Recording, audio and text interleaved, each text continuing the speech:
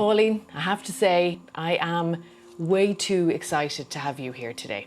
Thank you. I'm delighted to be here myself. You're known as a businesswoman, and then you decided to move into this area of baking for a very, very important reason. Yes, I worked quite hard, as many people do, to get a career. I was a purchasing manager and was in the food industry, but my son was 4 years old. He was diagnosed as autistic, and there was 3 kiddos at the time. We had 3, now 4. He's 14 now. But at the time I had to give up work and I became his carer. And from that I found myself at home on my own, not knowing what I was doing from a autistic point of view or with my career, because that was gone. I had to readjust and change my lifestyle. And we started at home doing a little bit of baking at the weekends.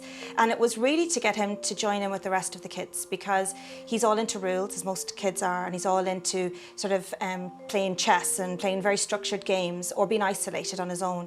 And the thing with cooking, a lot of it is wet ingredients, and he has a heightened sense, it happens to be touch. So he wouldn't handle the wet foods and he wouldn't mix dough. And we found that the cookie dough that I make is more of it's almost like a dough, you have to knead it. So it's a very therapeutic, it's almost like therapy, which is what a lot of the children use to help with the fine motor skills. And we started doing it every Saturday morning. And we kept doing it every Saturday morning, and we still do it.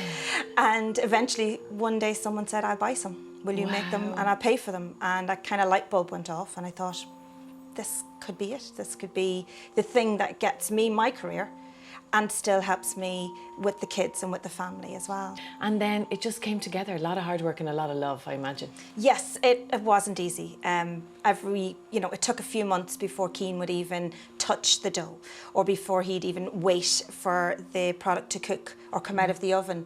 But over time, I bought loads of cookie cutters, and we bought fun things to decorate them. And then we started wrapping them in bags and giving them to Nanny and Grandad and Auntie. Everybody on the street got cookies.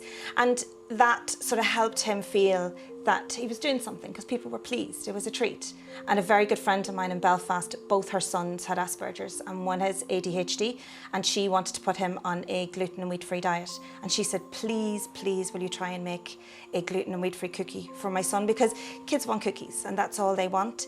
And I said, okay, I'll give it a go. I knew nothing about it. And I spent about 2 years fine-tuning, getting the recipe. She was my little guinea pig. Her sons tried them, loved them, and now we have a full range, and we're fully certified and fully approved for gluten and wheat-free, and we do dairy and egg-free too. On a slightly more serious note, you think that it's very important as well to have therapy and play therapy activities for children with autism? I think so. I think too many people read the books and look at, they try so hard to get the kids to interact. We don't. I certainly don't. My husband doesn't. We would tend to say, like my kids Keane certainly doesn't particularly enjoy going to restaurants. So we open our house up to anyone who wants to come eat with us, and we do it on our grounds, and it makes it easier for him. Really, really important. And early intervention is key as well, isn't it? Early intervention. He was 4, I was very lucky. He was diagnosed early. And I think it's important for the family, nearly more so than the child, because the family need to learn to adapt and change their ways. I've been at home myself.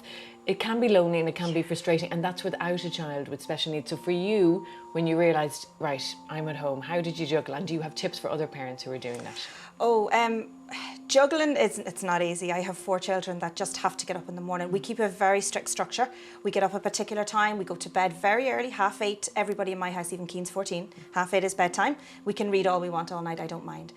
So keeping a good structure is important. But I think giving back into the community, so we would do little charity events, and we'd all arrive with cookies for the cup of tea. Everyone needs their cookie and tea. And I think that helped me meet people that I maybe wouldn't have met sitting at home on my own.